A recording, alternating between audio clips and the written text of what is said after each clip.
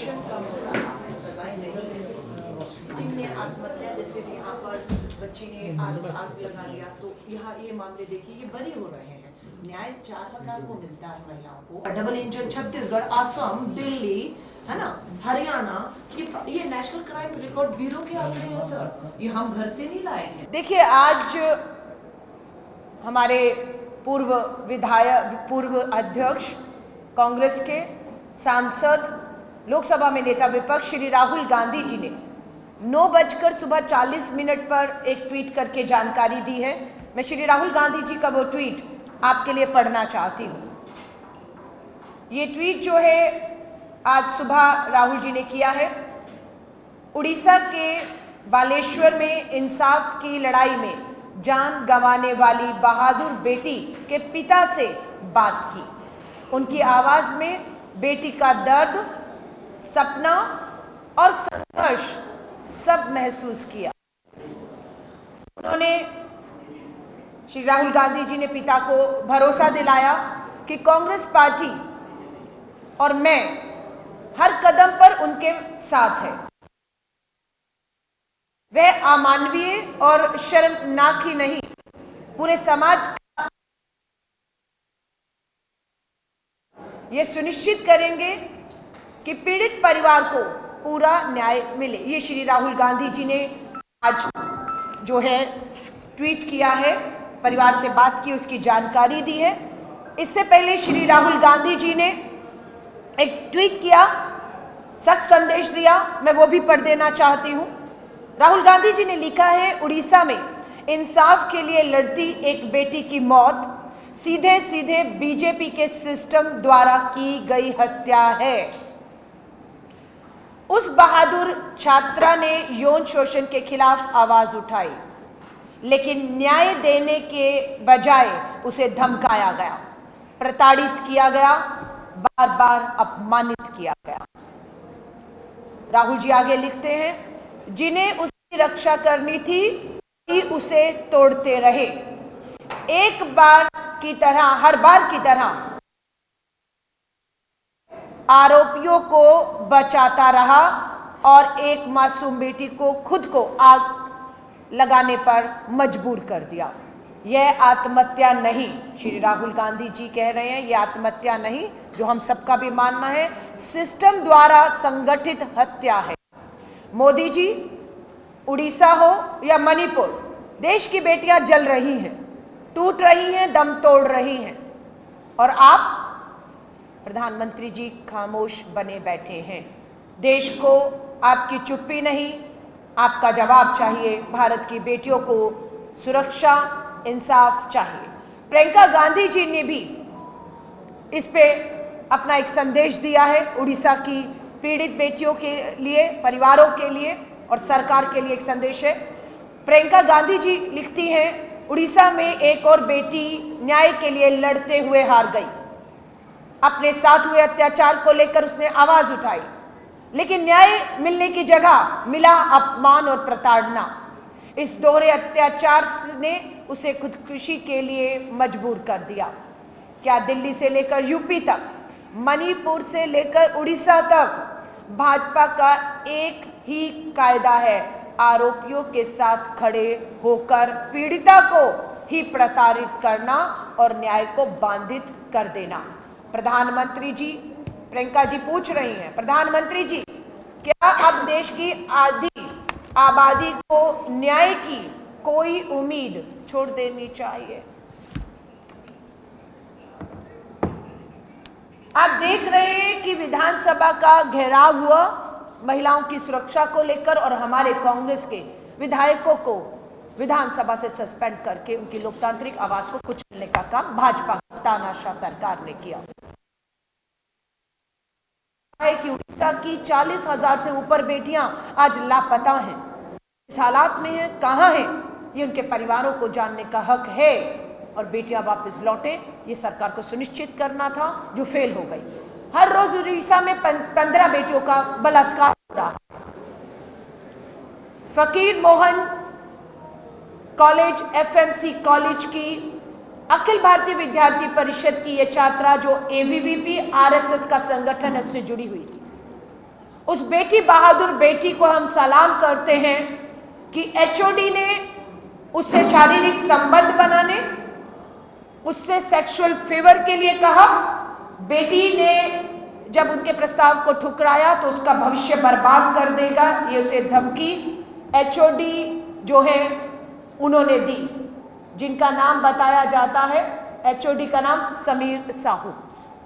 तस्वीरें हैं समीर साहू और प्रिंसिपल जो है दिलीप घोष की। अखिल भारतीय विद्यार्थी परिषद के लोग उनका मान और सम्मान कर रहे हैं, हार फैला रहे हैं, ऐसी तस्वीरें हैं। पर बेटी न्याय मांग रही थी। आज प्रधानमंत्री नरेंद्र मोदी जी के ट्विटर हैंडल पर जाइए। ट्विटर हैंडल पे प्रधानमंत्री जी ने हर भाषा में ट्वीट किया हुआ है, पंजाबी में, तमिल में, मलयालम में, पर उड़िया भाषा का एक भी ट्वीट उस पीड़ित परिवार के लिए, उस बेटी जो दुनिया छोड़ चुकी न्याय की आस में, उसके लिए जो है संवेदनशीलता का एक भी ट्वीट प्रधानमंत्री जी की तरफ से नहीं आया। आज राहुल गांधी जी पिता से बात करते हैं, पर प्रधानमंत्री नरेंद्र मोदी जी आप पिता से क्यों बात नहीं कर रहे हैं? आज दुख और चिंता की बात है कि उड़ीसा मौत का कुआं बनता जा रहा है सरकार की विफलता के कारण हमारी बेटियों के लिए। बेटी की अगर सुनवाई हो गई होती, एचओडी को सस्पेंड कर दिया गया होता, तो बेटी को न्याय की उम्मीद रहती और वो इसको करने की मजबूरी की आग के हवाले कर दिया, और उसी को बचाने में एक छात्र जो है आग में झुलस भी गया। महामहिम राष्ट्रपति जी भुवनेश्वर के इस एम्स के 5 साल पूरे होने पर पता लगा है, कन्वोकेशन एक कार्यक्रम में आई थी, जिस अस्पताल में 95% जली हालत में ये बच्ची जिंदगी मौत से जूझ रही थी। हमने दिल्ली से अपील किया, राष्ट्रपति जी संवेदनशीलता दिखाइए, प्रधानमंत्री जी हिम्मत नहीं दिखा रहे, बेटी को मिलिए और जो उचित इलाज उसकी जान बचाने को हो सकता कीजिए। लेकिन जब तक महामहिम राष्ट्रपति जी, उड़ीसा जिनकी अपनी जन्मभूमि है, उनसे मिलती, तब तक बहुत देर हो चुकी थी, बेटी अंतिम सांस ले रही थी। थोड़ी सी भी नैतिकता बची हो, जिनको बच्ची ने पत्र लिखा वो फेल हो गए उसे न्याय दिलाने में, उसकी जान बचाने में। उन्हें नैतिकता के आधार पर सिर्फ अपने पद से ही नहीं, राजनीति से भी इस्तीफा देकर घर बैठ जाना चाहिए। उसमें ये सब लोग शामिल हैं। और इस न्याय का हक मिलने तक ये लड़ाई, कब तक ये लड़ाई? न्याय का हक मिलने तक। और ये न्याय का हक सिर्फ एक बेटी के लिए नहीं, वो 40,000 से ऊपर लापता बेटियां, हर रोज 15 बेटियों के हो रहे बलात्कार, और जितने मामले चल रहे हैं उन सबको जब तक न्याय नहीं मिल जाता तब तक ये लड़ाई जारी रहेगी। ये लड़ाई न्याय के हक के लिए, ये लड़ाई अपराधी जब तक सजा नहीं पा जाता तब तक, और जब तक अपराध पर लगाम नहीं लग जाता, और ये अपराध पर लगाम डर से लगेगा। मैं आपको ये दिखा रही हूं, आप देखिएगा, ये आप देखिएगा, सख्त कानून है। सख्त कानून कब आए? 2012 निर्भया के बाद जस्टिस वर्मा आयोग की सिफारिशों पर कांग्रेस की सरकार ने कानून बदले, और सख्त कानून। अगर कोई घूरेगा भी ना, अब पीछा भी करेगा ना, टच भी करेगा ना, तो अपराध की श्रेणी में और सजाएं हैं। ये हमारे समय पर हुआ। कानून सख्त है, लेकिन आज की सरकारें रोक नहीं पा रही, क्योंकि कानून लागू नहीं हो रहा। कानून किताबों तक है, कानून लागू हो, सजाएं मिले, दीजिए। Protection of children from sexual offence, नाबालिग बेटियों के बलात्कार में दोषी करार होने पर फांसी है। पूछना चाहते इस 1 साल में कितनों को फांसी हुई? प्रधानमंत्री नरेंद्र मोदी जी 1 साल का जश्न मनाने आप आए थे। ये बेटी आपसे मिलने की कोशिश कर रही थी। जब आपसे नहीं मिल पाई ये बेटी, अपनी बात, अपनी गुहार नहीं कर पाई, तो तब 30 जून को शिकायत होती है, 1 जुलाई को लिखित में शिकायत होती है, 11 तक सुनवाई, कार्रवाई नहीं होती। अगर प्रधानमंत्री जी आपने भी कुछ समय निकालकर बेटी बचाओ के नारे के तहत इस बच्ची को मिल लिया होता, उसकी उम्मीद, उसकी आस को जिंदा रखा होता कि अगर तुम्हारे साथ कुछ हुआ, न्याय होगा, तो शायद बच्ची जिंदा होती, पर यह नहीं हुआ है। सख्त कानून के बावजूद बढ़ रहे हैं रेप के मामले लगातार। आप देखिए, अब आप यहां पर आ जाइए, कन्विक्शन, सजाएं ही नहीं है, कन्विक्शन कम है, बरी ज्यादा हो रहे हैं।